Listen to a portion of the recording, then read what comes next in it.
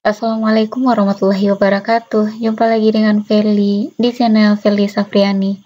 Baiklah Bapak Ibu, kita lanjutkan kembali membahas soal pretest PPG tahun 2022. Ini sudah program yang ke-10. Kali ini kita masih akan membahas soal pretest PPG khusus untuk PGSD. Soal yang pertama, menentukan alat peraga dalam pembelajaran bilangan. Bu Nita ingin mengajarkan kepada anak-anak kelas 1 tentang nilai tempat suatu bilangan. Ada satuan, puluhan, ratusan, dan ribuan. Media yang tepat digunakan Bu Nita dalam pembelajaran tersebut adalah A. Kartu bilangan, B. Loncat kata, C. Papan berpaku, D. Blok DNS. Jadi ini adalah menentukan media pembelajaran untuk menentukan tempat. Apakah bilangan itu termasuk satuan, puluhan, ratusan, atau ribuan. Jadi yang tepat itu adalah yang D. Blok DNS. Jadi blok DNS itu adalah sebuah media pembelajaran yang dikembangkan oleh Zoltan PDNS. Media ini digunakan untuk memahami konsep dasar bilangan dan nilai tempat.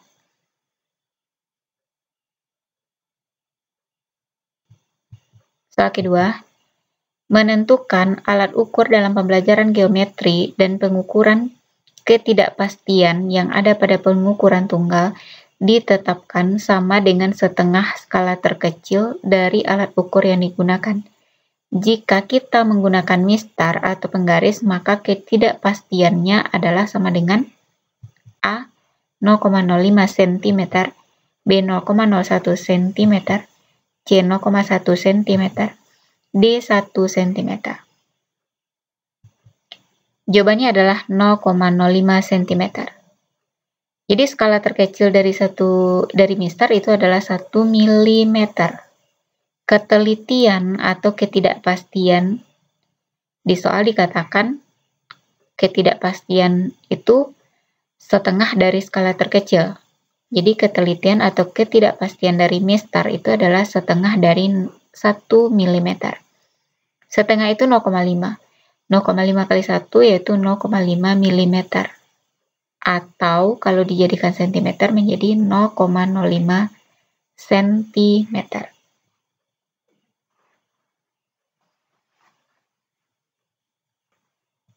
Soal ketiga. Ruang lingkup pembelajaran IPS SD adalah A. Masyarakat, norma, budaya, dan waktu. B. Manusia, waktu, sistem budaya sosial, sistem sosial budaya, perilaku ekonomi, dan kesejahteraan.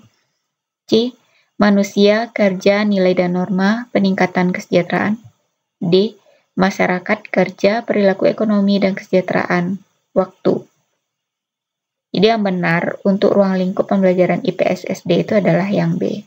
Mulai dari manusia, waktu, sistem sosial budaya, perilaku ekonomi, dan kesejahteraan.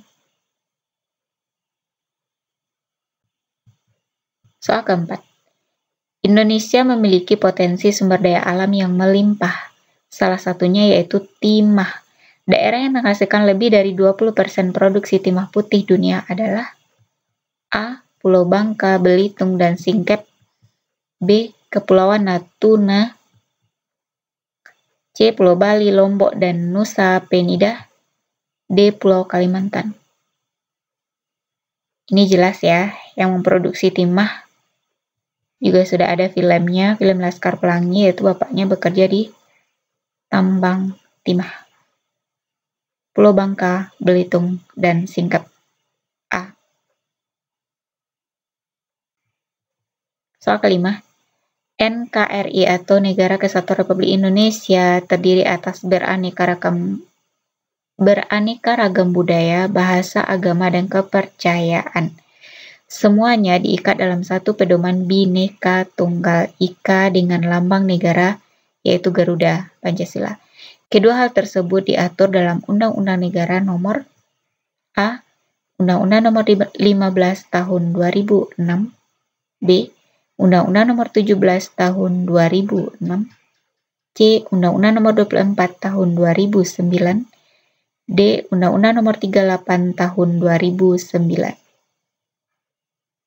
Jawabannya adalah C.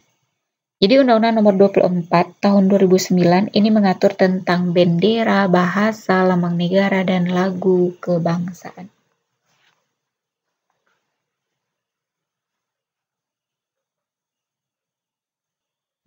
Soal yang pertama, menentukan alat peraga dalam pembelajaran bilangan. Bu Nita ingin mengajarkan kepada anak-anak kelas 1 tentang nilai tempat suatu bilangan.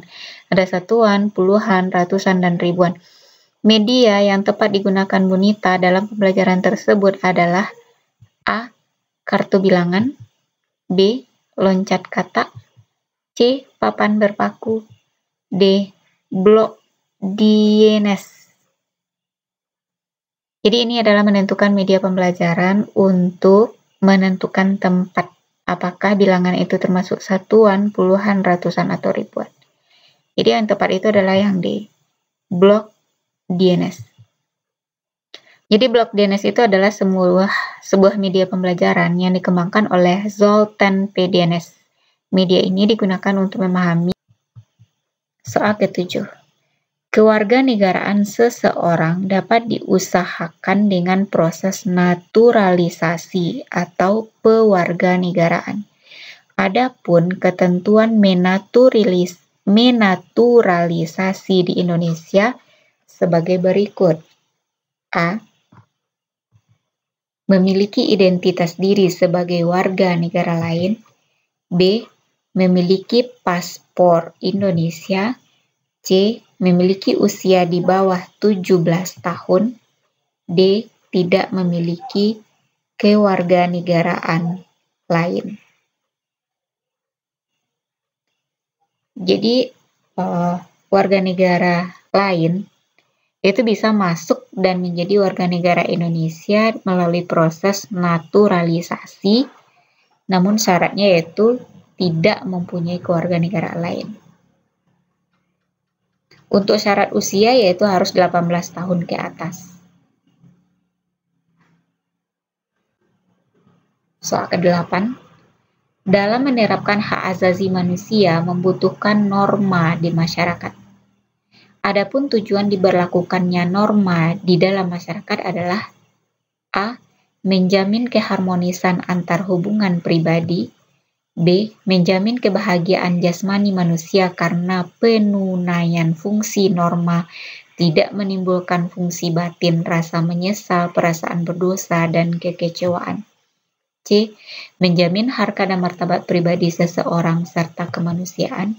D. Memberikan motivasi kebaikan dalam setiap sikap dan tindakan manusia. Jadi tujuan diberlakukannya norma itu adalah yang C. Menjamin harkat dan martabat pribadi seseorang serta kemanusiaan.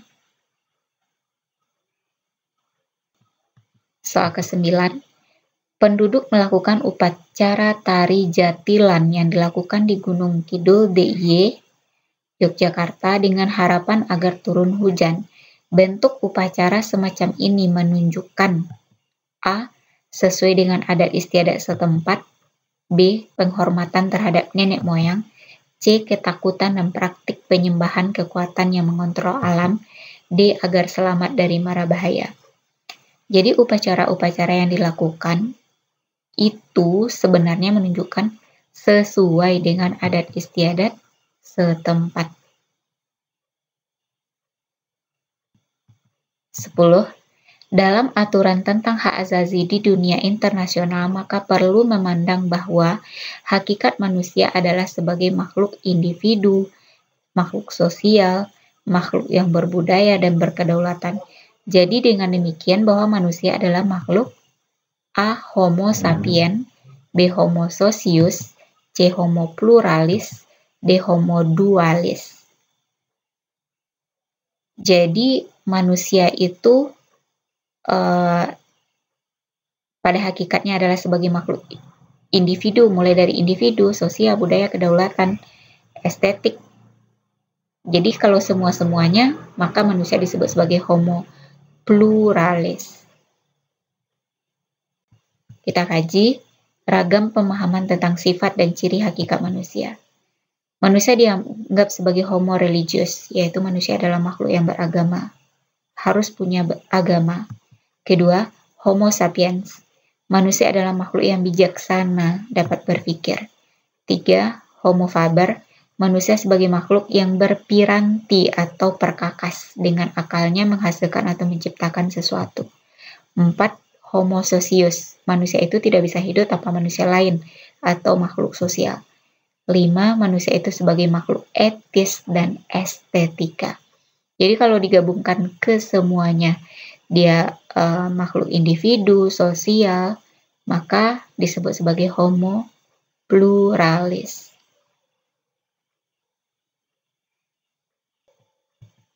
Demikianlah Bapak Ibu pembahasan soal pada video kali ini, semoga bermanfaat dan semoga Bapak Ibu lulus pretest PPG pada pertengahan bulan ini. Demikian saja, Assalamualaikum warahmatullahi wabarakatuh.